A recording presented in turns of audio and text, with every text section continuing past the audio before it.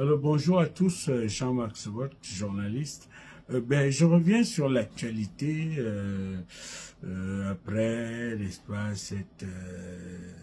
cette information concernant Chiroma, cette négociation qui se serait déroulée, qui s'est à mon avis très probablement déroulée entre le pouvoir, on appelle Assurok, la présidence nigériane à Abuja. Je suis quelqu'un qui a déjà été à Abuja. Donc, avec Assurok et puis Chiroma, qui est très probablement en ce moment quelque part à l'est du Nigeria.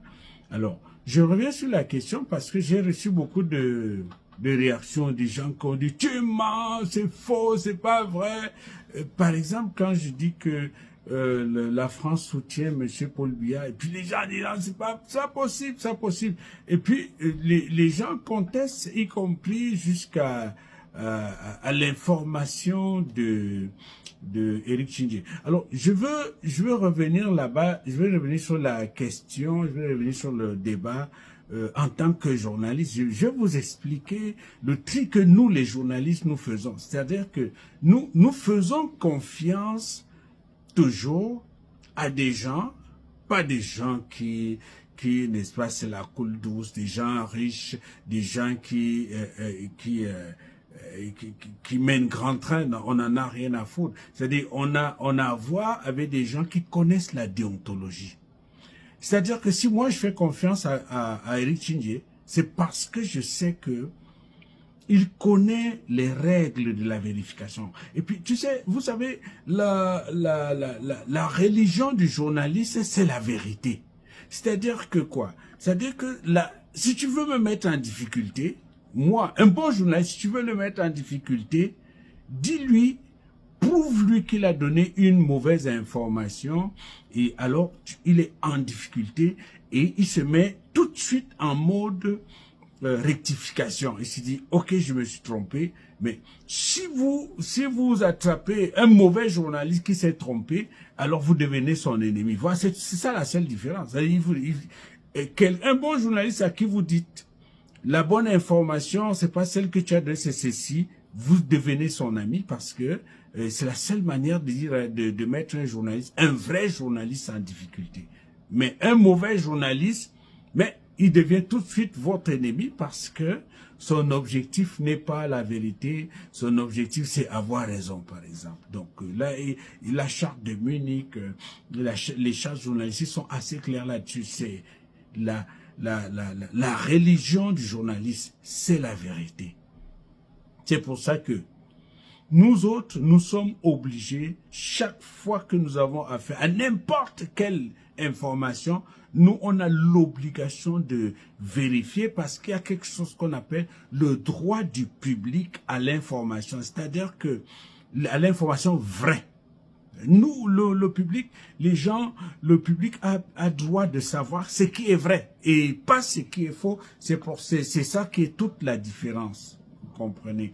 Alors, donc, je reviendrai un peu donner un petit, je fais un petit exposé pour ce que j'appelle le fact-checking. Exemple, je prends un exemple simple. J'ai vu dans les réseaux sociaux, ça a été repris partout. Exemple, c'est un exemple parmi tant d'autres. Je vois que on publie que Yaoundé aurait décidé, mais c'est faux, évidemment. Donc, en principe, je dis ça vite comme ça, mais je veux dire qu'on dit Yaoundé a décidé, n'est-ce pas, de monter au créneau à la CEMAC pour contester le franc CFA. Bon, alors c'est publié dans des réseaux camerounais, dans des sites web camerounais. Et puis, pour un journaliste, il n'y a pas de problème. Je m'en vais directement à la source de l'information qui est le website de la CEMAC, c'est-à-dire le site web de la CEMAC, ok? Et puis, je vais là-bas, je vois qu'effectivement, il y a une réunion de ce qu'on appelle un conseil de surveillance le 10 octobre, et c'est la dernière activité, et puis qui fait, n'est-ce pas, un bilan de toutes les activités dans la sous-région avec et qui se termine par un communiqué. Ok? Alors, dans ce communiqué, nulle part, ok? Nulle part il n'est question de pays qui ont organisé la fronde, mais c'est archi faux. C'est trop faux, quoi. Donc, et puis, je vais dans le site de la présidence, je vais dans les sites officiels de la présidence camerounaise, je vais dans il y a rien, écoutez. Donc, la présidence fait beaucoup de communication.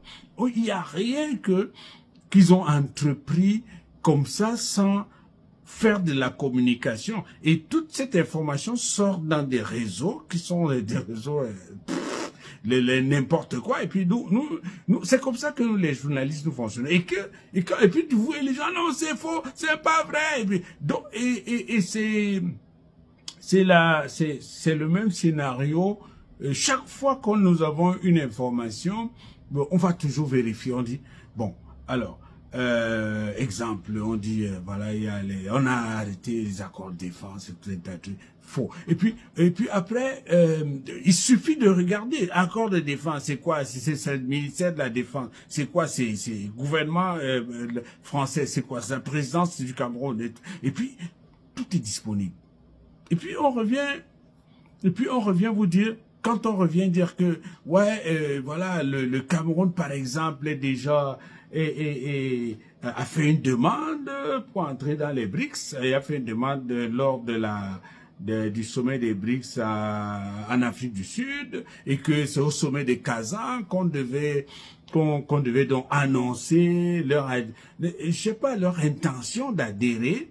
Et les BRICS, c'est quoi les BRICS? On a annoncé officiellement l'adhésion de l'Éthiopie, de l'Égypte, donc tout est officiel. Et puis il y a les sites de la BRICS, des BRICS. Donc, alors, c'est une chose simple.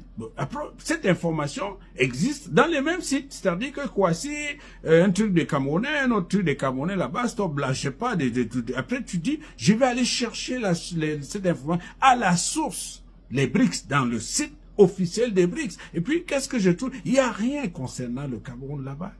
Et puis à Kazan, il n'a même jamais été on n'a jamais parlé de rien. Il y a même pas. Je vais dans les BRICS, je fais comme Zimbabwe, je fais comme Cameroun, recherche. Il n'y a aucune information sur ces trucs. Et donc c'est de la manipulation organisée en réalité par les services secrets camerounais, mais c'est trop peu dire, mais c'est pas les services secrets français. Parce que les services secrets français ont intérêt à ce qu'on s'intéresse pas, qu'on se dise que oui, les gens de là, ils sont trop violents, voilà, les pays du Sahel, voilà, le Burkina Faso, le Mali, le Niger sont trop violents, mais on peut faire ça autrement. Regardez le Cameroun en train d'obtenir des trucs, en étant gentil, tout un tas de trucs, mais ça s'est fait au temps de Oumniobé, ça s'est fait.